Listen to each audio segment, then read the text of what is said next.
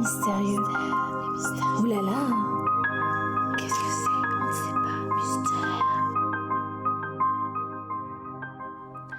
Bonjour à tous et bienvenue dans un nouvel épisode des Mystères Mystérieux, le podcast où on parle des secrets inexpliqués et où on aime bien rigoler. Je suis en compagnie de Juliette. Coucou. Sandy. Bonjour. Toujours un bonjour incroyable. Je sais jamais le dire. Et moi-même, Loli. Alors les filles, dites-moi vos mots-clés pour aujourd'hui. Sandra, dis-moi ton mot-clé. Moi, c'est les feux siciliens. Les feux siciliens. Ok, d'accord. Juliette, c'est quoi ton mot-clé?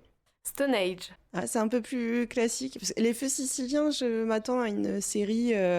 C'est pas la telenovela de l'été. Voilà. On dirait une telenovela. Et moi, mon mot- pardon. Oui, Non, mais c'est je bien, voyais Loli. que vous en foutez, super. Excusez-moi, c'est toi, Loli. Moi, mon mot-clé, puisque vous le demandez, Est-ce que vous le réclamez? exactement, c'est CIA. Ouh. Voilà. Je me demande de quoi vous allez parler, Juliette et toi, parce que du coup, c'est des choses qu'on connaît, mais quel est le sujet du mystère? Quel est le sujet du mystère? Je suis bien intriguée par les feux siciliens, là, Juliette. Je sais pas ce que t'en penses. On Ouais. fait commencer Sandy? Ouais, allez, Allez, pour les Sandy. feux. Les feux siciliens. Alors, est-ce que vous aimez les X-Files? Est-ce Oui. que vous aimez- Allez, les petits-enfants. Oui, on aime bien les X-Files. Est-ce que vous aimez la Sicile? Oui. Est-ce que vous aimez les incendies? Non. Cette question est bizarre. Oui. Bon, vous êtes au bon endroit. Je vais vous parler d'un petit village de bord de mer au nord de la Sicile, Caneto di Carogna, qui est le lieu de phénomènes très mystérieux depuis décembre 2003. Alors, l'histoire débute le 23 décembre 2003, lorsque la télévision et les fusibles de Antonio Pezzino explosent soudainement. Il pense d'abord que c'est un problème dans le circuit électrique, mais il s'avère que c'est le premier d'une très longue série d'événements très étranges qui frappèrent le village et les alentours.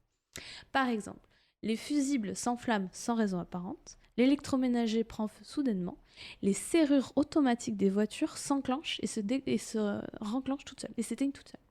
2003. 2003. Oh, gros courant électromagnétique. Ouh, tu, Tunguska, et Juliette, elle nous en a parlé. Hein. tu es déjà sur quelque chose, Loli. Il y eut même en fait un scientifique dépêché sur place qui observa un câble électrique prendre feu alors qu'il n'était pas branché. Ah, pas branché. Pas branché. Ok. Ah. Alors, Le mystère s'épaissit. les événements ont continué jusqu'au 9 février 2004 où plusieurs incendies se sont déclarés et 2 maisons ont été détruites. Le maire fit évacuer la zone et 39 villageois furent déplacés.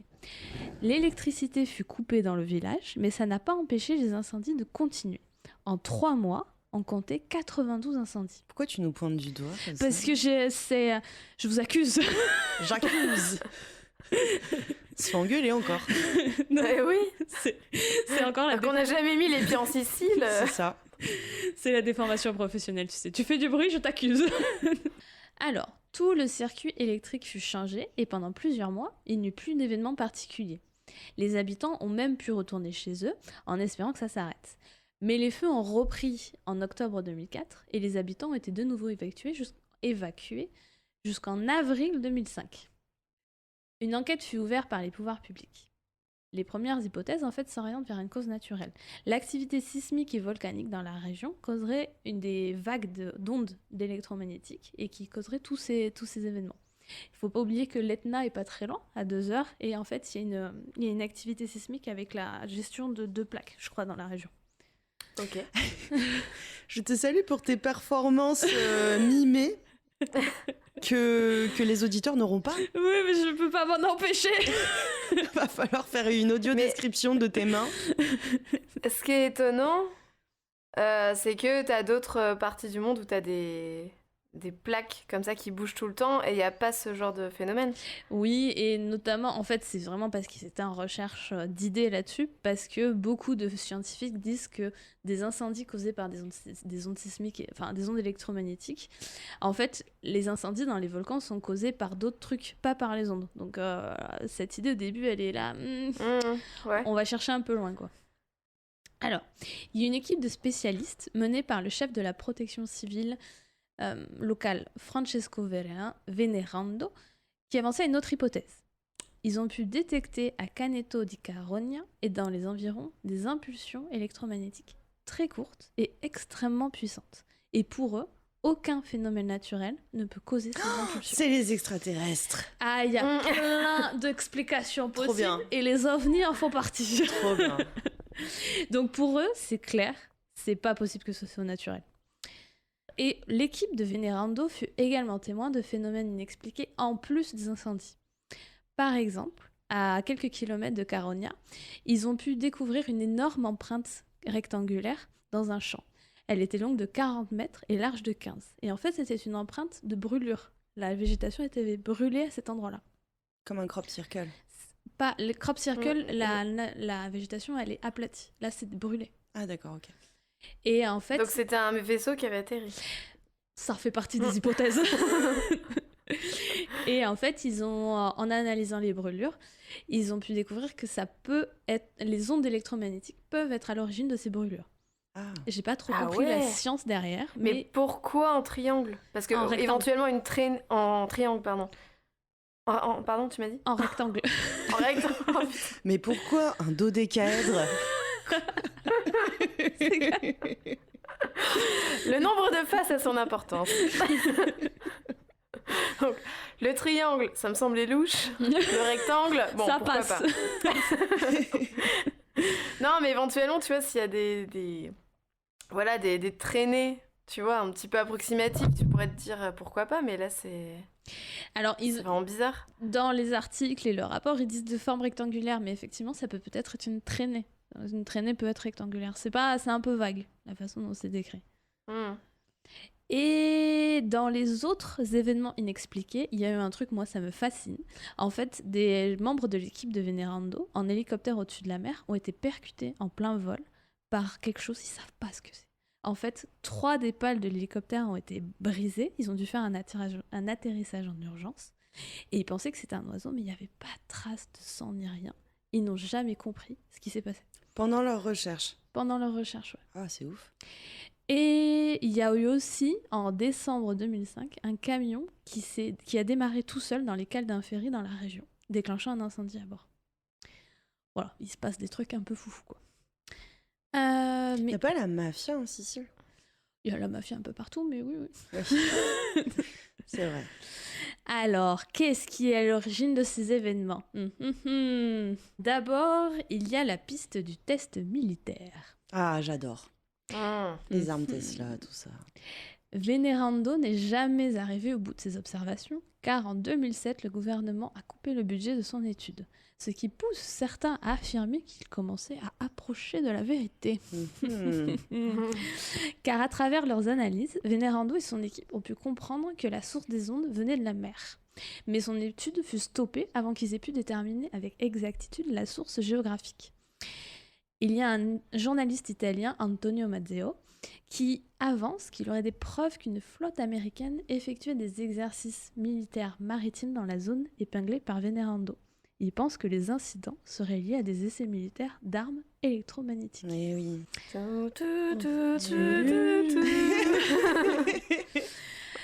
À propos de cette théorie, il est à noter que plusieurs scientifiques interrogés sur la question la réfutent. Pour eux, il est fou de relier des combustions spontanées à des ondes électromagnétiques. Simone Vadilonga, une physicienne italienne, affirme que la seule chose capable de causer des incendies via des ondes électromagnétiques serait un laser ultra puissant. Mais dans ce cas-là, l'extérieur des maisons dans lesquelles il y a eu les incendies aurait été brûlé. Parce que là, c'est des trucs à l'intérieur des maisons qui s'auto-enflamment, on ne sait pas comment. Mais est-ce qu'ils n'avaient pas des alliages de plomb et d'argent dans la...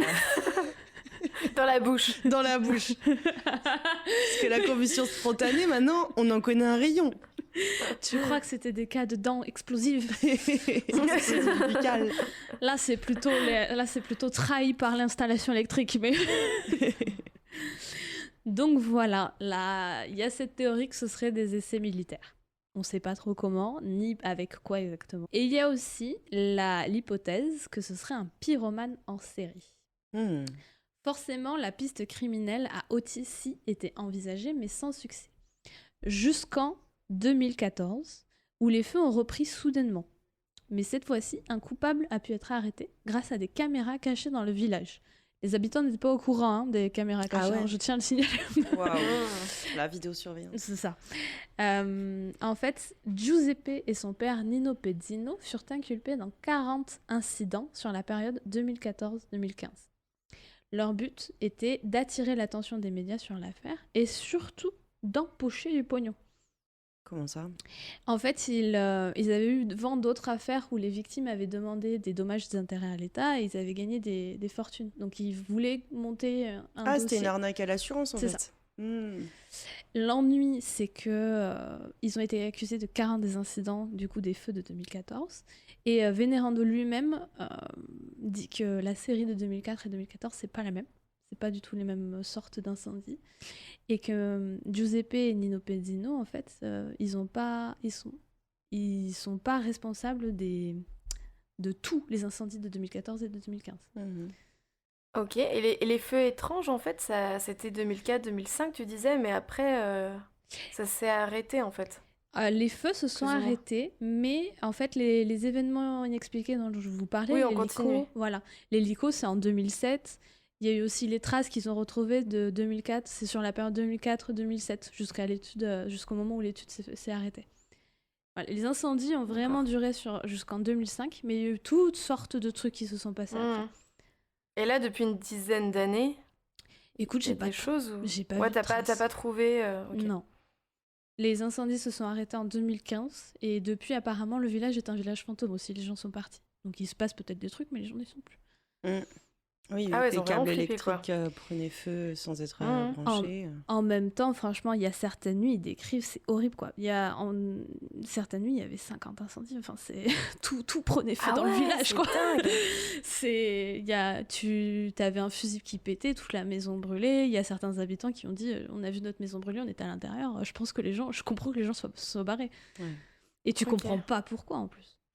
Et il y a aussi certains des habitants du village se sont plaints de douleurs dans les extrémités, les mains et les pieds, parce que forcément sur 10 ans en fait ils ont été abreuvés d'ondes électromagnétiques et on ne sait pas ce que ça fait sur le corps humain. Et ces gens-là ils sont pas en quarantaine au sujet de recherche en suivi? Peut-être, mais on ne sait pas. Mystère. Et c'est fou. Alors forcément après qu'est-ce qu'il y a? Les ovnis, nos amis. Et oui. En fait, une partie du rapport de Venerando évoque aussi la possibilité que des ovnis soient à l'origine des émissions d'ondes. On ne parle pas d'aliens, il dit juste que des objets volants non identifiés pourraient être à l'origine de ça. En fait, déjà, les empreintes de brûlure dont je vous parlais, ça pourrait être effectivement la trace d'engins qui soient passés là. Et il y a eu aussi des témoignages des habitants qui affirment avoir vu des objets volants lumineux qui seraient à l'origine de certains des incendies. Mais et ça peut pas être des feux volants, entre guillemets? Parce que ça peut arriver, tu sais, lors des orages. Il peut y avoir des boules de feu qui rentraient dans les maisons. Y a pas... Tu vois, ou des... un peu ce genre de phénomène, mais qui est en vrai naturel, mais... Je vois ce que tu veux dire, mais il n'y a pas de note particulière sur les conditions météo à chaque fois. Ils ne parlent pas d'orage. Ouais, et puis ils avaient éliminé la piste du naturel, tu disais au début. Ils disaient que ces impulsions ne pouvaient pas être causées par quelque chose de naturel. Non, mais je veux dire, plutôt que imaginer que c'est une lumière de vaisseau, est-ce que ça pouvait pas être un espèce de feu volant, en fait? Créé par les ondes, je sais pas, c'est ce qu'on peut... C'est possible. C'est tiré par les cheveux, hein, mais... je sais pas. C'est possible, mais en plus des incendies, il y a eu des incidents via les ondes. Les voitures qui s'éteignent et qui s'allument toutes seules. Là, voilà. Et des voitures volantes. Des voitures volantes. Des camions qui décollent. Le camion qui démarre tout seul, tu vois, c'est un peu fou. Et du coup, oui, ils ont vu des objets volants lumineux, quoi que ce soit. Mais les scientifiques du rapport, déjà en fait, le rapport a leaké à l'époque parce que c'était pas censé être, le public n'était pas censé être au courant qui soupçonnait les ovnis. Et ils prennent les témoignages avec beaucoup de pincettes. Forcément, dès qu'on parle d'objets volants non identifiés, tu te dis, bon, ça peut être tout et n'importe quoi. Oui, parce qu'au-delà des ovnis, ça peut être aussi des manœuvres de l'armée, mais pas forcément de l'armée du coin. Ça peut être une armée hostile, des tests. Bah, surtout qu'on parle d'une zone, le village, il est minuscule. Hein. Il y a 38 maisons, il n'y a rien autour. Enfin, c'est... Oui, donc c'est un lieu propice à faire des tests, justement. Ouais.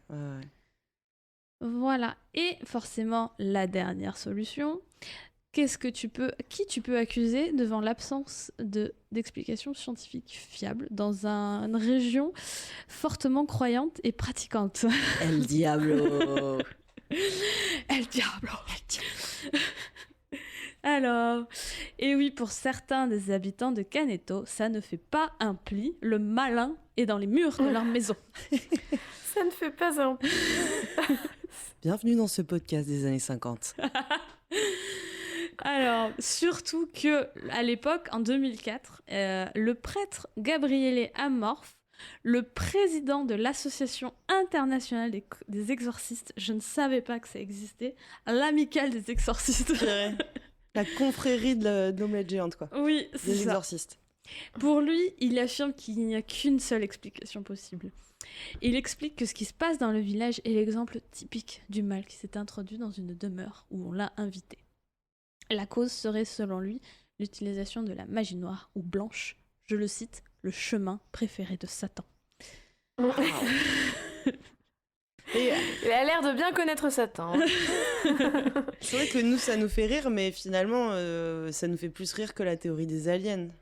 Mais ça dépend des gens, quoi, au final. Je tiens à signaler qu'un journaliste qui a fait un reportage sur Canneto di Caronia, en fait, a essayé d'interviewer ce monsieur 10 ans plus tard, et il était, à cette époque, il avait 90 ans comme ça, et il dit, je me souviens pas du tout avoir parlé de celui. Alors... Oh non, yoyoté en plus. Oui. Oh non. Là, il était là, non, j'ai jamais parlé de ça, je vois pas de quoi vous parlez. Oh waouh. Ok. Voilà. Je tiens à signaler que le prêtre de Canneto, il a qualifié ces allégations d'absurdes et même offensantes pour les habitants du village qui, sont des gens qui travaillent, qui n'apportent pas le malin chez eux, tout ça. Et que les maisons ont été bénies, les maisons où il y a eu les incendies ont été bénies, mais ça n'a pas empêché les petits événements de continuer. Fallait peut-être les ignifuger plutôt que les bénir, du coup. C'est possible. Et voilà. On ne sait toujours pas ce qui s'est passé, il n'y a pas eu d'événement depuis, et on ne saura peut-être pas jamais ce qui se passe à Canneto di Caronia. Ok, hyper chouette, je connaissais pas du tout. Ouais. Mais bon, là, aujourd'hui, il n'y a plus personne qui habite, quoi. Il y a encore un hôtel, mais le village, le reporter qui y est allé dit qu'il n'y a quasiment plus personne. Ok. Et lui, quand il y a été, il s'est rien passé? Non. Prochaine destination vacances, les filles? Ouais. Ça a l'air magnifique, en vrai. Bah oui, en plus. Donc voilà. Et j'ai découvert cette histoire au passage, en cherchant sur une autre chronique. J'étais là, mais en plus c'est récent et j'en avais jamais entendu parler. Oui, parce qu'on a quand même changé de chronique 2-3 fois. C'est clair. C'est pour ça qu'on a tout un peu fini tard, parce qu'à chaque fois c'est pareil. On commence des recherches sur un sujet, et puis finalement on se dit « Ah mais non, mais ça a l'air intéressant !» Tu te retrouves la veille à 6h du matin à finir ta chronique. C'est clair. Et moi je veux maintenant entendre Stonehenge. Ok. Elle m'a encore désigné du doigt. J'ai fait une bêtise. Alors, Stonehenge. Vous connaissez certainement le monument mégalithique Stonehenge en Angleterre. Oui. Mais moi, je ne vais pas vous parler de celui-ci. Je vais vous parler du Stonehenge américain, qui est également entouré d'une aura mystérieuse, Trop bien. mais qui n'a pas été construit au néolithique. L'histoire de ce monument, elle remonte à la fin des années 70 et elle a fait l'objet de nombreuses théories du complot. Ah. Donc on les appelle... Vous ne voyez pas, mais Loli a un grand sourire en mode « Ah !» J'adore les théories du complot. Nous y sommes. Je suis pas complotiste, hein, c'est pas ça, mais en fait, c'est socialement, ça me fascine de voir comment se construisent toute une réflexion autour d'un fait. Pardon, vas-y, continue, excuse-moi. Oui, non, voilà, tu vas voir, l'histoire, elle est quand même à se poser des questions, quoi. Ah, Donc, les Georgia Guidestones, donc les pierres directrices de Géorgie, appelé aussi le Stone Age américain, est un monument de granit qui a été érigé le 22 mars 1980 près d'Elberton, en Géorgie, aux États-Unis. Il a été construit par la firme Elberton Granite Finishing Company. La région d'Elberton, elle est réputée pour la qualité de son granit, donc c'est pas un endroit qui a été choisi par hasard, et elle a été faite sur commande d'un anonyme. Voilà, qui s'est présenté en fait à la compagnie sous le nom de Christian, RC Christian. Ok. Et quand il s'est annoncé pour son projet, il a expliqué qu'il venait au nom d'un groupe d'individus. oui, parce que ça a été érigé sur une terre, donc faut bien être propriétaire de cette terre. Alors, ils ont acheté la terre à la suite. Ok. D'accord. L'argent n'était pas du tout un problème aussi pour ces personnes-là. Puisqu'en fait, quand ils sont arrivés à la compagnie, avec voilà, le projet, on veut faire une sorte de Stone Age énorme avec des gravures, etc. La compagnie n'avait jamais fait un projet aussi important. Et ils se sont dit, ce mec est complètement taré. Donc on va lui faire un devis ultra salé pour qu'il abandonne son idée, quoi. On veut pas réaliser ce truc-là. I know it. Et finalement... I know the entourloupe. C'est ça, exactement. Et finalement, quand ils lui ont annoncé le devis, le mec, il a fait « Oh ouais, l'argent, c'est pas un problème ». Ok. Et ensuite, wow. dans la foulée, une fois que ça a été validé, il a été sur le terrain qu'ils avaient désigné et il a acheté la propriété. Ne me Donc, dis... Pardon, je te coupe, mais ne me dis pas que c'est une œuvre de gens racistes, s'il te plaît. Pas du tout, pas du tout. Ah, oui. Ah non, au contraire, c'est une œuvre qui prône plutôt... vous allez voir plutôt une sorte d'équilibre entre les êtres humains et la terre, etc. C'est sympa, ça, c'est bien. Donc, bon, c'est quand même chouette. Donc la propriété, c'est une propriété de 2 hectares qui donne quand même le droit à son ancien propriétaire de faire paître son bétail jusqu'à sa mort. D'accord. Sympa. Voilà. Ils tondent la pelouse, Sympa. du coup, c'est bien. Voyons les aspects pratiques. Et ensuite, une fois que le monument a été construit, la propriété a été donnée au comté d'Elberton, et donc en fait, voilà, c'est devenu une attraction touristique et ça intrigue évidemment depuis son inauguration en 1980. Donc à quoi ressemble ce monument, me direz-vous ? Bien sûr. À quoi ressemble ce monument ? Eh bien, c'est 5 imposants blocs de granit qui s'élèvent vers le ciel, donc ils sont hauts de près de 6 mètres à peu près de hauteur. Wow. Il y a un bloc central et 4 autres blocs disposés autour, Ok. comme des points cardinaux un petit peu. Un bébé Stone Age, quoi. Voilà, oui, il est plus petit. Mais c'est quand même des blocs assez imposants. Sur ces 4 blocs principaux, il est écrit un même texte en 8 langues différentes, en anglais, en espagnol, en russe, en chinois, en arabe, en hébreu, en hindi et en swahili. Et il écrit quoi du coup ? Je reviendrai plus tard sur ce texte. Ah.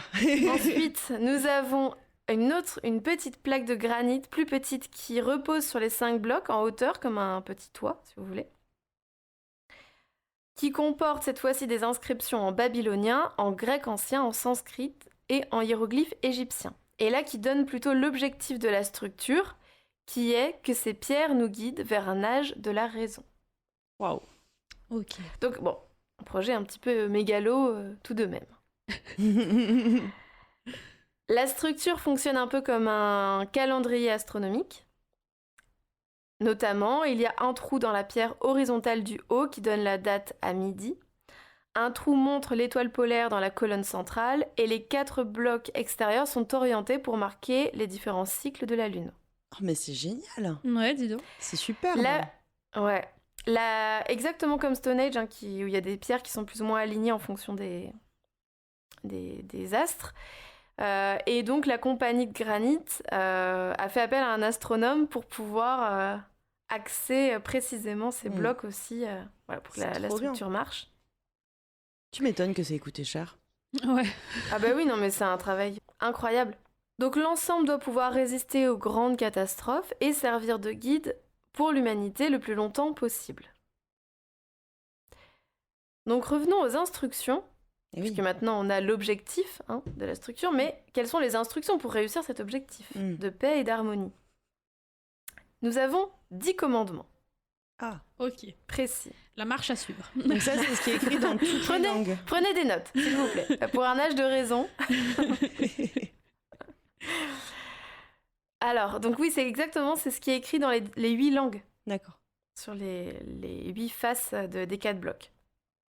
Donc notamment, je ne vais pas tous vous les lire, il y en a... les premiers sont vraiment importants, et qui sont, on va dire, un petit peu... qui ont fait parler d'eux. Notamment, maintenez l'humanité en dessous de 500 millions d'individus en perpétuel équilibre avec la nature. Ah, C'est loupé là. ah oui, fail. Guider judicieusement la reproduction afin d'améliorer adaptabilité et diversité. C'est un petit peu limite, quand même. Ouais. Et unissez l'humanité grâce à une nouvelle langue mondiale. Oh là Ah, là. l'espéranto. La novlangue. Voilà, chacun a ses références, mais en tout cas, on a l'idée. Et ensuite, on revient sur protéger les personnes et les nations avec des lois et des tribunaux équitables. Enfin, on a tout un tas de choses après qui sont plus en lien avec des lois d'égalité, d'équité, de protection de la nature. On revient un petit peu sur ces choses-là. Wow. J'aime beaucoup comment c'est à la fois très mignon et un peu fasciste. Pas tant que ça, parce qu'on parle pas d'un peuple en particulier, en fait. Oui, non, je veux dire Il n'y a fasciste. pas de groupe, on parle pas de groupe d'individus définis. On dit juste une espèce oui, c'est à nous de réguler en fait notre humanité. Un Oui, truc un peu comme ça. C'était dans la manière dont c'était énoncé, en mode il ne faut pas. Faut vraiment garder un nombre précis d'individus et contrôler les naissances un peu. Enfin, il y a une notion de contrôle. Oui. Oui, tout à fait. C'est les points qui gênent un petit peu, c'est l'eugénisme, ça s'appelle. Oui, voilà, ouais. Le ouais. contrôle des naissances. Et de mixité, du coup, parce qu'il parlait de ça. Donc c'est à partir de ces points-là, la régulation des naissances et l'eugénisme et la langue commune aussi, que s'établit notamment la théorie du complot. Mhm. Voilà. Puisque de nombreuses personnes pensent que ces tablettes décrivent un plan pour un nouvel ordre mondial. Voilà, et que c'est ce petit groupe d'individus qui prend des noms différents selon les sites internet et selon voilà, les blogs, etc. C'est les Illuminati ou les francs-maçons, ou voilà. Les reptiliens. Des reptiliens, enfin voilà, un groupe qui est en train de d'établir son plan d'action et qui le dévoile au grand jour via ces blocs. Est-ce qu'on sait qui a fait ça? Non. Ah. Encore aujourd'hui, on ne sait pas qui a commandé ça et pourquoi. Alors, pourquoi plus ou moins. En fait, la personne qui est venue voir la compagnie a laissé quand même un petit manuel d'instruction qui avait été rédigé par son groupe en question. Et dans ces instructions-là, il y avait notamment un paragraphe qui expliquait que leur action, selon eux, c'était pour guider l'humanité, ce qui est noté sur les blocs. Qu'il n'y avait pas derrière de philosophie et de religion particulière. Et que c'était plus des conseils à mener. Un peu comme une communauté spirituelle au final. Ouais, peut-être un peu plus ça. Peut-être envisager ça, en sachant qu'il y avait aussi... tu vois, là, il y a... on sort... la commande, elle a été passée en 79, donc il y a toute la mouvance New Age, hippie, qui est passée par là, tu vois, la peur des guerres nucléaires. Oui, 79, oui, ils sont fadés...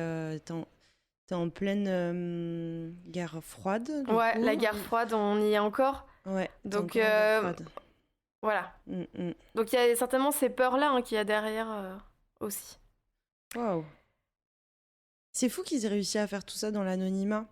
Le fait d'acheter la terre, de ensuite la céder, de faire les commandes, de financer tout ça. Bah oui, c'est troublant. Éventuellement, pour les personnes qui ne connaissent pas l'eugénisme, Oui, très intéressant. c'est l'ensemble des méthodes et de pratiques qui visent à sélectionner le patrimoine génétique des générations futures d'une population en fonction d'un cadre de sélection prédéfini à l'avance.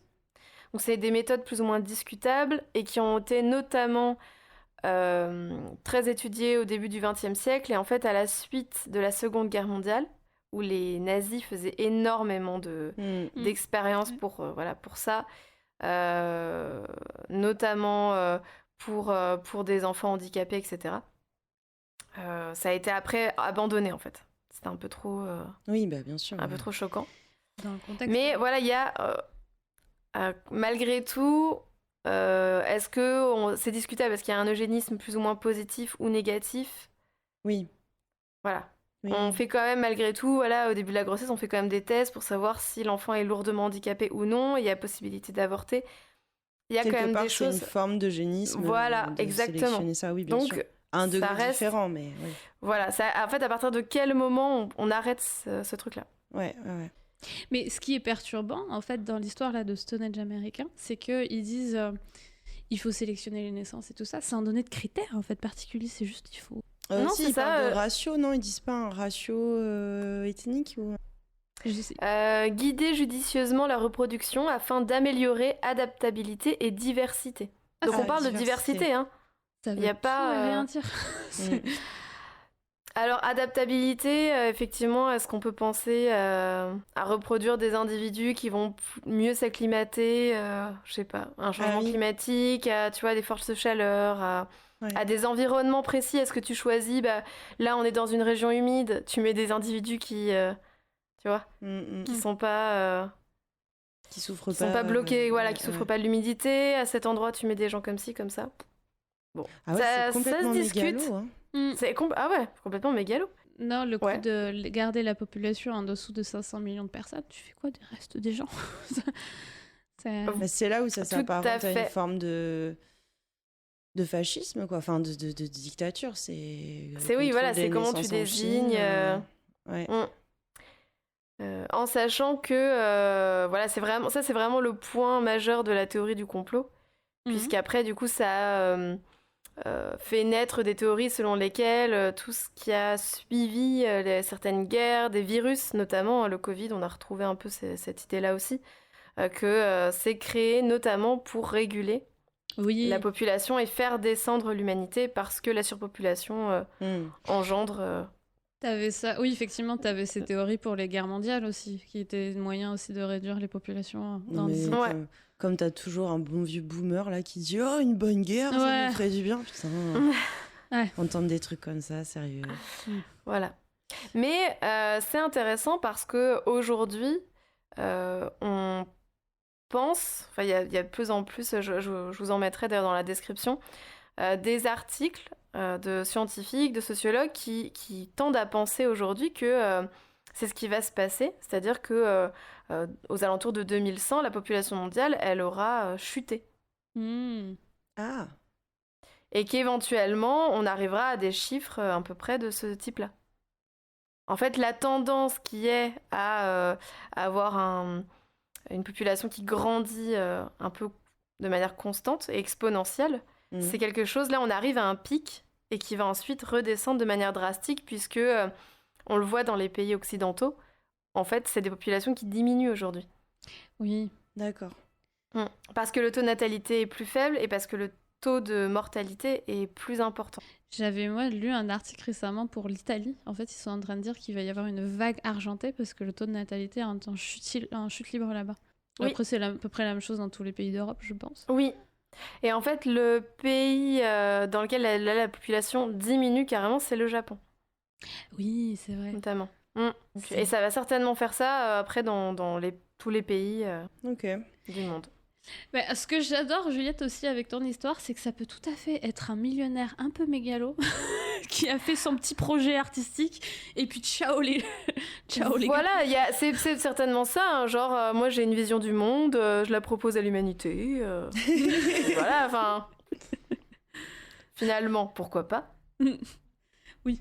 Ah oui, concernant le nouvel ordre mondial, En fait, il y a ce terme-là, je ne savais pas, je pensais que c'était juste associé à une théorie complotiste. Mais c'est aussi un concept géopolitique qui a dénommé en fait l'immédiat après la guerre froide. J'ai pas compris. Je refais la phrase. Je suis désolée, j'ai pas compris. C'est un concept géopolitique, nouvel ordre mondial aussi, qui a désigné la manière dont s'est agencées les relations politiques et les relations du monde après la guerre froide. D'accord. Voilà. Ok. C'est une expression qui désigne un petit peu l'alignement idéologique et politique de tous les gouvernements, un petit peu incarné par les États-Unis pour les gouvernements occidentaux et autres, hein. Mais cette espèce de mondialisation aussi des idées, de la politique, D'accord. voilà. Ça désigne aussi ça. Je savais pas. Et donc, à la base des Guidestones, il y avait aussi une autre petite tablette explicative. J'adore comment ça Un vient avec cartel. un mode d'emploi. Ouais, bah oui, c'est un peu étrange, mais bon, pour un truc aussi mystérieux, c'est un peu bizarre. Et donc, dessus, il y avait quelques détails qui expliquaient des détails de la structure, et notamment qu'il existerait une capsule temporelle enfouie Ah, sous le monument, cool. enterrée à 1,80 m précisément de profondeur, sans date d'ouverture précise, sans coordonnées précises. Ah, mais, Et en fait, les Guidestones ont été détruites en juillet 2022. ah, tu nous parles d'un truc qui n'existe plus? Ah merde, ça. oui. c'était- Ah non. Non. C'est la chute de Oh l'histoire. la chute. Ah, merde. Ah. Mais pourquoi? On peut plus y aller Alors- en vacances Après la Sicile. après la C'est Sicile. ça.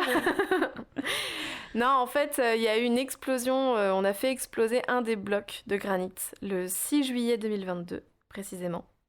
Mais pourquoi? Personne ne le sait. Et on sait pas qui a fait exploser? Non plus. Ah, mais incroyable cette histoire, ça n'en finit pas de mystère.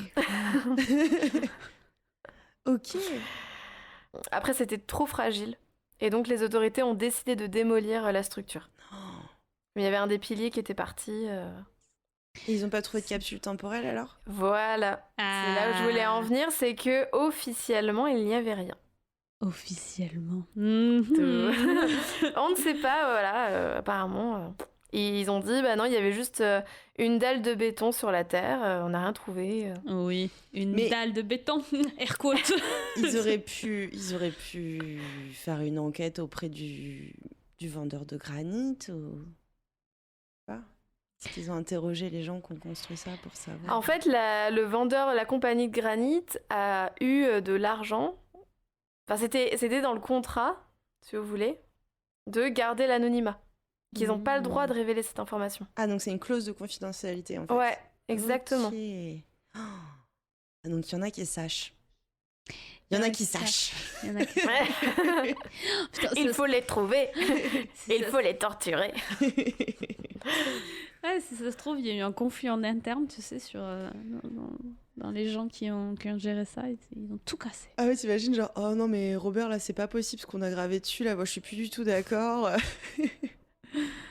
Mais je sais pas, franchement je sais pas. Alors le bloc, petit indice, le bloc qui a été détruit, c'était celui en langue russe et chinoise. Ah. Et mandarin. Ah Bah, parce que du coup il y avait 8 je me langages suis- mais 2 par bloc. oui, D'accord. Donc, est-ce que et c'était du coup un je me coup- demande, comme il y avait le conflit Ukraine-Russe qui avait démarré, est-ce que c'était pas lié à ça et que c'était... Genre ils excluent la Russie d'une possible survie dans l'avenir d'un monde Je meilleur. sais pas. Monsieur... Voilà. C'est c'est possible. c'est ça qui est bien, c'est qu'on ne sait pas. Ah c'est dingue. Mais oui, qu'on peut Trop faire toutes les passionnant. théories possibles. C'est Trop bien. génial, en tout cas, je connaissais pas du tout cette histoire. Merci, Merci Juliette. beaucoup Juliette. De rien. Bon, bah, il nous reste une petite chronique. Et oui, tu parlais de guerre froide. Ah, ça fait des jours et des jours que je suis dans la guerre froide, la guerre de Corée. En plus, je suis nulle en histoire. Et j'ai dû me faire des frises chronologiques pour garder l'équipe, Ah oui. quoi, parce que j'étais complètement perdue. Vous n'avez pas eu droit à Loli dans son bureau qui est en mode je sais pas. Je sais pas. Mais l'URSS, ça existe plus depuis quand? Ça existe plus l'URSS? Ben non. Non. Ah bon? Navré de te l'apprendre. Ça va, je me sens moins seule. C'est une blague, c'est une blague.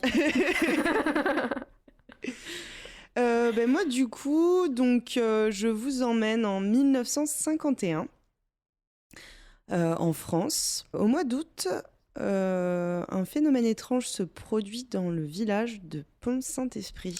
Ah. Eh oui, on connaît. Vous connaissez Eh oui. cette affaire qui est très célèbre, c'est celle d'un épisode de folie collective qu'on appelle aussi l'affaire du pain maudit. Eh oui. Tout à Alors, fait. qu'est-ce que c'est que cette histoire? Je vous la résume très rapidement, puisque ce n'est pas le sujet de ma chronique. Oh, ce chaud froid. Donc, c'est une série d'intoxications alimentaires dans un village qui a fait 57 morts. Non, pas 57, pardon. Des fake news dès le début. C'est une série d'intoxications alimentaires dans un petit village qui fera 7 morts et une cinquantaine de personnes internées dans des hôpitaux psychiatriques et environ 250 personnes atteintes de symptômes plus ou moins graves ou durables. Les symptômes sont des frissons, des maux de ventre, des vomissements, des bouffées de chaleur et parfois des hallucinations. Donc, tout le monde connaît. Aujourd'hui, on ne sait toujours pas la cause exacte de cette affaire, ce sera peut-être le sujet d'une chronique. Même si la justice a estimé en 1965, donc plus de 10 ans après, que la cause de l'affaire était une farine avariée, car cliniquement, les symptômes estimés étaient ceux d'une forme d'ergotisme. Mais on n'a jamais pu prouver ce diagnostic. Des hypothèses plus récentes sur cette affaire pointent du doigt un empoisonnement au LSD orchestré par la CIA. Mais le LSD étant synthétisé à partir de l'ergot de seigle, qui est le champignon également à l'origine de l'ergotisme, aucune de ces versions n'a pu être prouvée encore une fois. Alors, qu'est-ce que vous pensez, vous, de cette hypothèse de la CIA et du LSD? Est-ce que c'est complètement fou ou pas? Moi, je me suis toujours demandé qu'est-ce Non. qu'ils iraient foutre dans ce village. Mais je suis plus partisante du blé avarié, en vrai. Ok. Mais après, c'est une opinion personnelle. Hein. Juliette, toi, t'es partagée. Non, moi ça me semble pas fou du tout. Dans le sens où je pense qu'il y a des expériences qui sont menées sur des populations données. C'est Voilà. exactement, justement, l'argument avancé. Cette hypothèse d'expérience par la CIA, elle est avancée par un journaliste indépendant américain en 2009, un journaliste qui s'appelle Hank Albarelli, dans un livre qui s'appelle A Terrible Mistake. Et en fait, c'est un livre qui parle de la mort du docteur Frank Olson, qui est un scientifique américain spécialisé en biologie, qui est décédé en 1953, donc 2 ans après cette affaire de Pont-Saint-Esprit. Et il est décédé dans des conditions étranges, alors qu'il travaillait avec la CIA sur divers projets qui impliquaient du LSD et de la manipulation mentale. L'histoire de ce gars mériterait à elle seule une chronique entière, sauf que là, ça fait déjà 2 chroniques possibles en une. Et je la ferai peut-être un jour, mais aujourd'hui, j'ai décidé de vous emmener à la découverte des activités de la CIA et de ses nombreux projets avérés et sourcés sur la manipulation mentale. Donc, je vais vous parler de choses qui sont réelles, qui ont été prouvées, qui ont été jugées, où il y a des documents qui soutiennent les faits. J'adore. Je comprends mieux pourquoi t'as fini tout à l'heure. Donc c'était une chronique, vous vous en doutez, qui était un petit peu difficile à écrire parce que voilà, il y a beaucoup de conspirationnistes sur le web, des gens qui divulguent des informations qui vont dans le sens de ce qui les intéresse. Donc mes sources, c'est très simple, c'est Wikipédia. Je me suis basée sur Wikipédia parce que c'est une communauté où les gens révisent, vérifient les sources, révisent les articles. Il y a plus de chances que les infos soient bonnes. Et puis généralement, quand c'est bien fait, c'est sourcé aussi ce qui est avancé. Exactement. Alors donc, pourquoi donc cette nouvelle hypothèse en 2009 de l'empoisonnement par LSD du petit village de Pont-Saint-Esprit? Premièrement, parce que lors de son enquête sur la mystérieuse disparition du docteur Frank Olson, le journaliste Albarelli a étudié des documents déclassifiés qui, selon lui, accréditent cette thèse. Ces documents mentionnent notamment une conversation entre un agent de la CIA et un scientifique du laboratoire suisse Sandoz, qui existe encore aujourd'hui, où travaillait le chimiste Albert Hofmann, qui est le père du LSD. Il y a eu également d'autres témoignages d'anciens chercheurs de la CIA qui auraient déclaré aux journalistes que la petite ville du Gard a subi une pulvérisation aérienne à base de LSD et que c'était un échec total. Et que du coup, ils ont fait une deuxième phase de contamination en utilisant des produits alimentaires locaux, aka le pain. Ah mais j'adore, genre, on a pulvérisé le truc. Oh merde, on a merdé. C'était un échec. Donc les habitants de Pont-Saint-Esprit, comme des milliers d'Américains et d'autres, auraient servi de cobayes pour tester la dissémination à grande échelle de cette drogue dans le cadre d'une opération qui s'appellerait MK Naomi. C'est même pas qui s'appellerait, cette opération a vraiment existé. Qu'est-ce que c'est MK Naomi ? Alors le mois dernier, je vous ai parlé de Chip Chan. Oui. Et je vous ai mentionné l'expérience 119 dans le cadre de manipulation mentale avec les chiens qui étaient dirigés Télécommandés, non ? Ouais, voilà, Oui. des chiens télécommandés. Eh bien, MK Naomi, c'est un autre sous-projet secret de la CIA qui s'inclut dans un projet global qui s'appelle MK Ultra. MK Naomi a été officiellement actif à partir de 1952, donc officiellement 1 an après Pont-Saint-Esprit. Et en fait, c'est un rassemblement de la CIA et du corps chimique des armées des États-Unis et de plusieurs acronymes complexes, voilà. Et leur but, en fait, c'était d'étudier si et comment il était possible de modifier le comportement d'un individu par des moyens secrets. Donc là, on se dit, finalement, pour Saint-Esprit, c'est peut-être pas si dingo que ça. Il faut savoir, on en parlait tout à l'heure d'ailleurs avec Juliette, que dans les années 50, les États-Unis vivent un contexte international assez hostile. Nous sommes au sortir de la Seconde Guerre mondiale. Les États-Unis sont attachés au libéralisme et au capitalisme. Ils s'affrontent contre l'Union des républiques socialistes soviétiques, ou l'URSS, qui elle est attachée au communisme. C'est la guerre froide qui commence en 1947 et seulement 3 ans après, en 1950, c'est la guerre de Corée qui commence. Qui, je le rappelle, oppose les forces de Corée du Nord qui sont communistes, aidées par la Chine et l'URSS, aux forces de la Corée du Sud qui ne sont pas communistes, soutenues par les États-Unis, les puissances du bloc de l'Ouest et l'ONU. Donc là, le climat géopolitique, il est posé. Donc finalement, est-ce que c'est vraiment si dingo que ça qu'en 1951, on ait fait effectivement des tests d'armes chimiques dans un petit village de France ? Moi, c'est toujours la localisation, quoi. Pourquoi un petit village paumé en France ? Est-ce que justement parce que c'est un petit village paumé en France ? Comme la Sicile. Oui, c'est vrai. Ouais, c'est vrai, oui. c'est On vrai. parlait de la Sicile tout à l'heure. Mm. Alors, ce qu'il faut savoir, c'est que les États-Unis n'ont pas attendu les années 50 pour commencer ces recherches sur le contrôle de l'esprit. Déjà, en 1942, l'OSS, donc l'OSS, c'est l'ancêtre de la CIA, a expérimenté et à la suite de diverses expériences, va développer ce qu'on appelle la Truth Drug. C'est un extrait de cannabis sous forme liquide très très puissant qu'ils ont testé pendant des entretiens avec des personnels de l'OSS et de l'armée. Et le but, c'est de contraindre quelqu'un à diffuser des informations sensibles. C'est le sérum de vérité. Ouais. Voilà, Ah. exactement. Donc ça, on est en 1942. Quelques années plus tard, 1945, fin de la Seconde Guerre mondiale.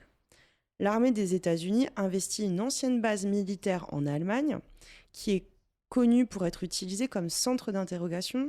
Je ne sais pas comment on dit. Là, on pose des questions. Centre d'interrogatoire Oui. par la Ouais. Luftwaffe.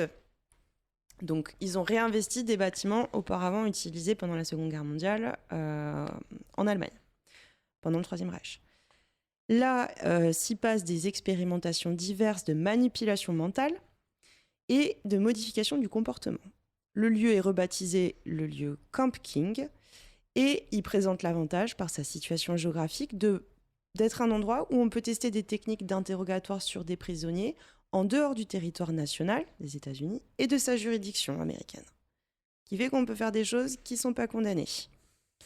Ce centre de détention secret est considéré comme un des premiers du genre de la CIA et il a été visité par de nombreux scientifiques impliqués dans ces recherches secrètes, dont le docteur Frank Olson dont je vous parlais en début de chronique. Ça avait l'air d'être un endroit charmant. Ouais.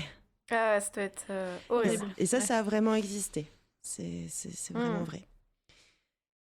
La direction des expérimentations dans ce lieu est confiée à Kurt Blom, qui est quand même l'ancien directeur du programme de guerre biologique du Troisième Reich, et qui a été acquitté lors du procès des médecins de Nuremberg. Les fameux nazis recyclés. C'est ça, voilà. Ouais. Donc on y teste plusieurs médicaments sur des prisonniers, et le lieu sera investi par différentes équipes américaines, scientifiques, toujours secrètes, pour travailler sur plusieurs projets qui impliquent toujours la manipulation mentale. On va avoir dans un premier temps le projet Shatter en 1947, qui est un projet développé par l'US Navy, puis le projet Bluebird par la CIA, créé en 1949, et dont le nom changera en 1951 pour s'appeler le projet Artichoke. D'ailleurs, projet artichaut. Ouais, on dirait un nom de Pokémon. Ouais. C'est clair. Alors, le projet Shatter, c'est quoi ? C'est un projet secret, je vous le disais, mis en place par les marines des États-Unis en 1947. Et les recherches étaient centrées sur la mise au point du fameux sérum de vérité. Donc, ils ont essayé de dépasser les techniques qui avaient été faites en 1942 en expérimentant d'autres drogues. Donc, ils ont testé leur mélange sur des militaires et des personnes atteintes de troubles mentaux légers, comme la dépression et l'anxiété. Ils ont testé notamment le LSD et la mescaline pendant 6 ans. Qu'est-ce que c'est la mescaline déjà? La mescaline, si je ne me trompe pas, je crois que c'est issu d'un cactus. C'est une drogue? Ok. Le projet Bluebird, lui, donc créé en 1949 par la CIA, c'est un ensemble de programmes de recherche sur la manipulation mentale qui a été tenu secret, lui, pendant 20 ans. Voilà, Shatter pendant 6 ans, Bluebird, 20 ans. C'est le premier projet de la CIA en lien avec l'utilisation d'agences chimiques et biologiques, qui est basé sur des méthodes d'interrogatoire, et une grande partie des recherches sont consacrées donc à l'élaboration de procédures, de process, permettant de créer une altération, je cite, exploitable de la personnalité chez des individus sélectionnés. Ça a l'air joyeux. C'est de ça dont parle le film Les Chèvres du Pentagone? Je sais pas, j'ai pas vu le film. Ah, C'est possible, c'est quoi? C'est un film avec George Clooney qui parle des expérimentations mentales de la CIA, justement. Ah, bah, peut-être. Effectivement, c'est un thème qui a été pas mal repris dans la pop culture, donc je sais pas. Ok. Je sais qu'il y a genre la trilogie, quadrologie, ou je sais pas, Bourne, La mémoire oui. dans la peau, Oui. qui parle de ça, mais à vérifier, à vérifier. Donc je vous ai dit qu'après, il avait changé de nom, ce projet, en 1951, pour s'appeler Artichoke. C'est vraiment bizarre, ce nom. Artichoke à l'attaque! Ah ouais, on dirait vraiment un nom de Pokémon. Et les objectifs restent cependant les mêmes. Je vous les résume rapidement. Perfectionner les techniques utilisant les drogues existantes et l'hypnose pour obtenir des informations. Fournir des équipes de terrain pour tester et affiner ces techniques sur les agents ennemis dans des conditions de terrain. Et en coordination avec le TSS, donc c'est un acronyme d'une équipe, et le personnel médical, organiser la recherche et l'expérimentation pour le développement de moyens permettant de contrôler des individus, qu'ils soient volontaires ou non. Et enfin, explorer les moyens, par l'endoctrinement et la formation, d'empêcher l'ennemi de prendre le contrôle des activités et des capacités mentales des membres du personnel de l'agence. Artichoke deviendra un sous-projet de MKUltra lorsque celui-ci débute en 1953. Lors des différentes expérimentations qui ont lieu entre 1951 et 1953, plusieurs méthodes sont testées. L'hypnose, mélange de drogues pouvant induire une amnésie, des hallucinations ou des états seconds exploitables sur le long terme. Pour cela, en plus du LSD, des produits comme la mescaline, le tétrahydrocannabinol, l'héroïne, les amphétamines, la cocaïne et les barbituriques sont testés. Cette espèce de mélange. Ouais. Je vous lis maintenant un extrait d'une note déclassifiée qui date de 1952. Nous sommes maintenant convaincus que nous pouvons maintenir un sujet dans un état contrôlé pendant une période beaucoup plus longue que celle que nous avions auparavant cru possible. De plus, nous pensons qu'en utilisant certains produits chimiques ou combinaisons, nous pouvons, dans un très grand nombre de cas, produire des informations pertinentes. À peu près à la même période, en 1951, des agents sont envoyés à travers le monde pour trouver des plantes ayant un profil intéressant pour expérimenter. Donc ils sont partis envoyer des mecs glaner des champis, des cactus, des trucs comme ça. Des petits explorateurs Voilà. des psychotiques. Albert Hofmann, qui a découvert le LSD en 1943, ensuite en Suisse dans le laboratoire Sandoz, qui existe encore aujourd'hui, donc, isole à ce moment-là la psilocybine du Psilobe mexicana, qui est un champignon hallucinogène qu'on utilise au Mexique à des fins rituelles. Cette nouvelle substance sera intégrée au projet avec les substances existantes. J'ai juste une pensée pour ceux qui étaient du coup victimes entre guillemets de ces expérimentations. Tu devais ressortir mais brisé de tout ça. Oui, et on va en parler, mais généralement les gens n'étaient pas au courant. Ah. Oui, c'est des expérimentations qui sont faites. Alors, tout à l'heure on disait sur des prisonniers, des personnes en difficulté mentale. Et au sein même de l'OSS et de la CIA, des gens, des collègues entre eux, qui se filaient des cafés avec du LSD dedans. Ah ouais, avec les mélanges de tout. Ça m'étonne pas. Voilà. Voilà. Et ça, il y a des notes déclassifiées, des choses qu'on ressorgit, qui te disent effectivement, Michel lui a servi une petite dose de LSD à l'apéro de 18h, quoi. Oh, ces apprentis sorciers, quoi. Et j'ai coupé parce qu'il y a beaucoup d'informations, c'est très très intéressant, mais il y avait des descriptions de situations. Justement, le docteur dont je vous ai parlé qui est décédé, là, où le journaliste a écrit un bouquin dessus, il est décédé, mais dans des conditions où en fait, on lui a fait ingérer du LSD, un genre de retraite, en mode on fait un truc, un team building. Ah bah tu as ingéré du LSD. Et à partir de là, il a eu des séquelles pendant des semaines et puis d'un coup, il est tombé de sa fenêtre. Ouais. Putain. D'accord. Truc de fou. Donc, outre l'utilisation d'agents chimiques, d'autres techniques avaient été aussi envisagées. On parle de lobotomie, d'électrochoc, voilà, super. Des équipes d'interrogatoire sont envoyées à l'étranger pour y mener des expérimentations sur des prisonniers ou des agents soupçonnés de collaborer avec l'ennemi. En 1952, au moins 4 équipes sont déployées en Allemagne, en France, au Japon et en Corée du Sud. Corée du Sud, du coup, qui était alliée des États-Unis à ce moment-là, Oui, c'est ça. Exactement.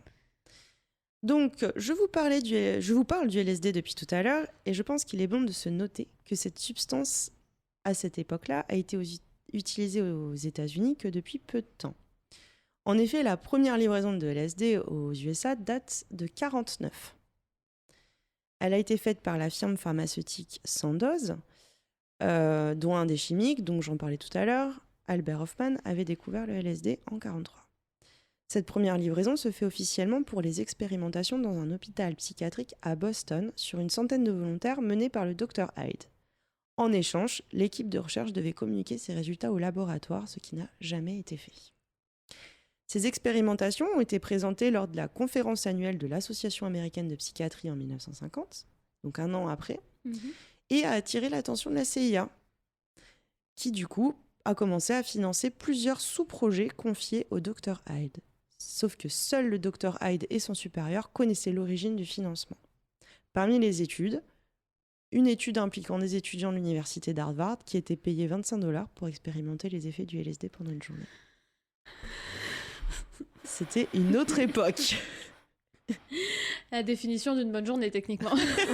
C'est ça. Pendant ce temps-là, d'autres expérimentations rarement légales se font toujours dans un but de manipulation mentale, comme par exemple à Lexington, dans un hôpital, qui est en fait plus un centre de détention pour des personnes un peu marginales qui souffrent de toxicomanie. Et des volontaires sont maintenus sous LSD pendant 77 jours pour tester les effets du surdosage. Les autres études étant faites, soit ils étaient payés en argent, soit ils étaient payés en héroïne. Super. Très sain tout ça. Voilà. Aïe, aïe, aïe. L'expérimentation phare de ce programme de recherche, c'est l'opération Midnight Climax, qu'on pourrait traduire par orgasme de minuit. Alors là, accrochez-vous, c'est un délire total. En 1952, un appartement new-yorkais est aménagé en salle d'observation géante avec des espaces cachés, des miroirs sans teint et du matériel de surveillance. Dans cet appartement vit un agent infiltré qui se fait passer pour un artiste et qui attire des potentiels sujets jusqu'à sa planque. Une fois sur place, il leur administre du LSD sur différents moyens, discrètement. Nourriture, boissons, cigarettes, etc.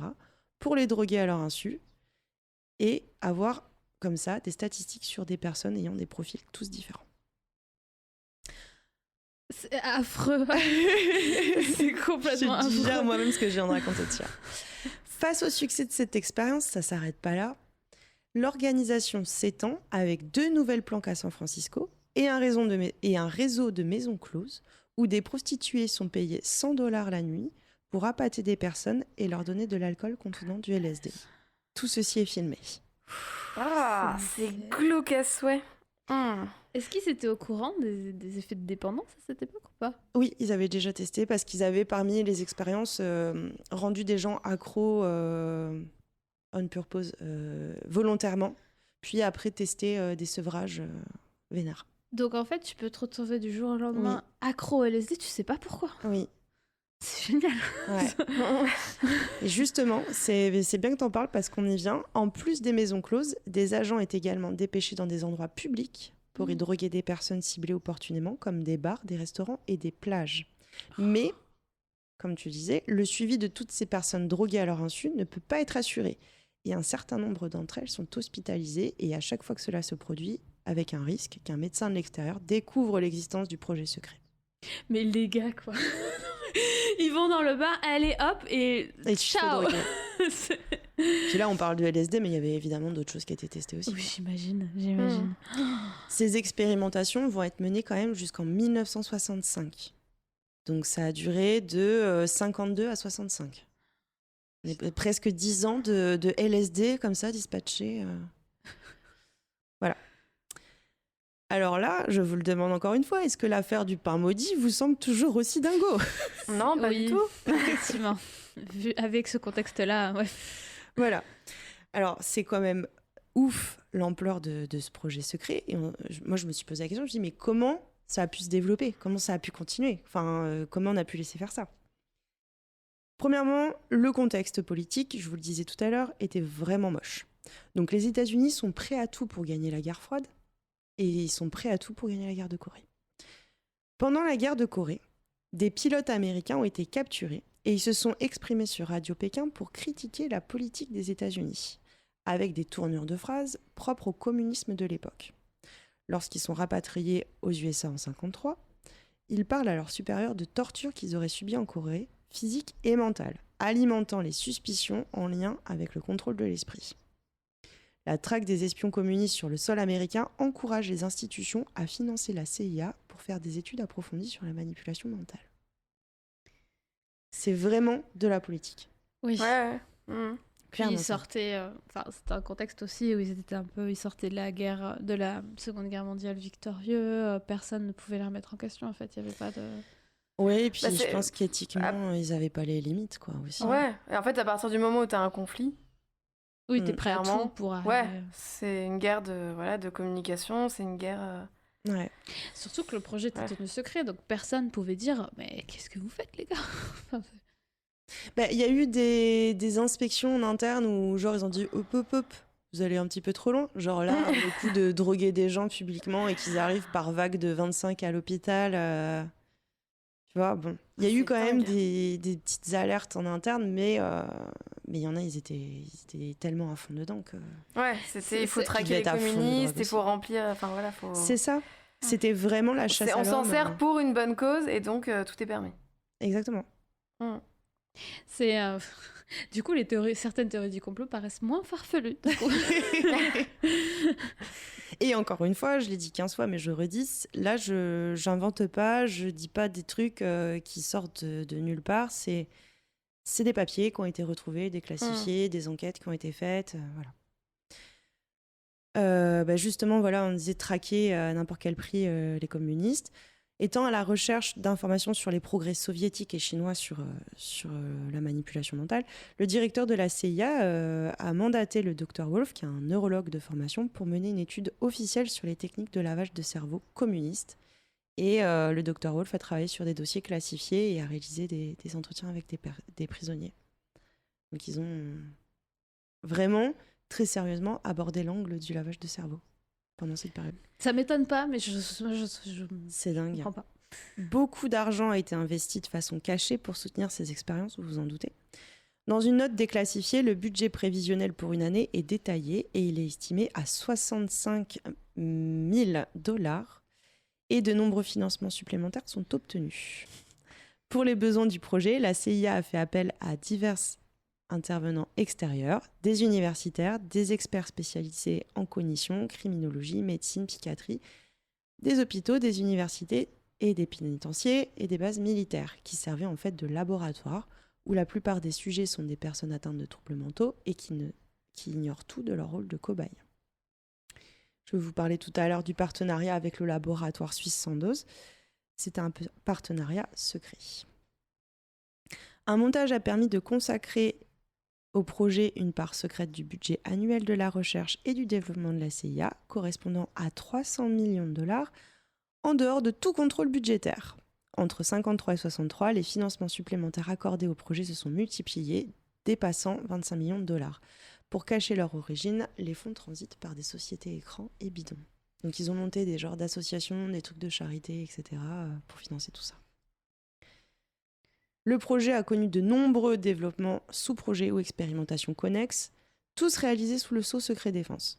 Une grande partie des expérimentations étaient menées sur des personnes non consentantes, je le disais tout à l'heure, des employés de la CIA, du personnel militaire et gouvernemental, des prostituées ou des patients atteints de troubles mentaux, ou bien des gens random dans la rue ou à la plage. En 1963, l'inspecteur général de la CIA découvre par hasard l'existence de ces tests clandestins, mais il autorise que les expérimentations continuent, sous couverture, pas de problème. C'est une très bonne idée, les gars. J'adore. J'adore. 10 sur 10. Mais au début des années 70, le risque devient trop grand et les financements de plus en plus maigres.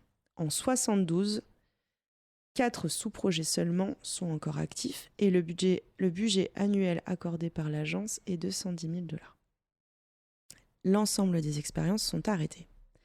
Le directeur de la CIA de l'époque, Richard Helms, ordonne la destruction de toutes les archives en lien avec le contrôle de l'esprit et du comportement.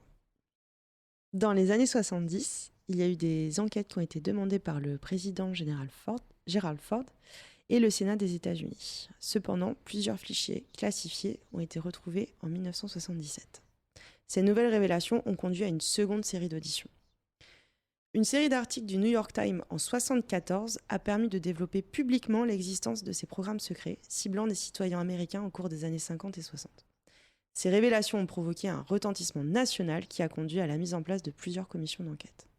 En 1988, 9 anciens cobayes obtiennent gain de cause après avoir lancé des poursuites judiciaires et en 1992, le gouvernement canadien, qui a abrité malgré lui des expérimentations secrètes, accorde 100 000 $ d'indemnisation à 77 patients d'un institut. Toutes ces expérimentations ont été gardées secrètes pendant près de 20 ans et je vous le rappelle, ce que je vous ai raconté là sont des faits avérés, soutenus par des documents et des recherches. Alors je vous pose la question une dernière fois, est-ce que la théorie du LSD dans le petit village de Pont-Saint-Esprit est-elle toujours aussi folle ? Eh ben non. Non, c'est pas fou. Et on peut se demander s'il y a encore des expériences de ce type-là aujourd'hui, quand même. Et de toute manière, il y a de la manipulation. Alors, c'est peut-être pas une guerre chimique, je pense, aujourd'hui, mais c'est plus du contrôle via des données Oui. sur les Oui, oui. réseaux et sur tout ce qui va concerner les puces à mettre dans le cerveau et ce genre de trucs, quoi. Mais, Ouais, les puces NFC. J'arrive pas à parler. Chip-chan, justement. Et voilà, Chip-chan. Voilà, exactement. Ouais, tu te dis si déjà ça, effectivement, des faits avérés à l'époque, tu te dis avec les technologies de maintenant, qu'est-ce qui se fait, quoi ? C'est quoi les nouveautés ? C'est ça. C'est ça. sûr. Puis voilà, ces acteurs de cette histoire dingue, ils ont continué leur vie après, ils n'ont pas forcément été condamnés. Le laboratoire pharmaceutique, il a continué à exister. Encore aujourd'hui, tu achètes des médicaments qui sont fabriqués par ce labo. L'inventeur du LSD, il est décédé il n'y a pas si longtemps, je crois. Enfin, tranquille, quoi. Tranquille. Parce que oui, je voulais te demander s'il y avait eu des poursuites et tout, mais contre ces expérimentations, pas du tout, en fait. Non, pas spécialement. Alors si, il y a Helms, le directeur de la CIA qui a fait détruire tous les documents, qui lui a été, je crois, je sais pas quel est le mot, mais en gros, les États-Unis l'ont condamné pour trahison ou quelque chose comme ça. Mais il a quand même été envoyé pour travailler à l'ambassade des États-Unis dans je ne sais quel pays, tu vois. Il n'a pas été... Mignonne, mise au placard, quoi. Ouais, voilà. Ouais. Tranquille. Ça va. Voilà. Ok, ben, ben, merci. trop C'est- bien. Écoute, tu chouette. m'as transformé en conspirationniste, mais trop bien. Ouais. C'était pas le but, c'est pas c'est l'histoire, c'est l'histoire. Et l'histoire est... Et folle. Ouais, c'est ça. Et ben voilà, c'est tout pour nous aujourd'hui. Vous étiez en compagnie de Juliette, Sandy et moi-même, Loli. On vous fait des bisous et on vous dit à bientôt. Bye. Des poutous. Bye.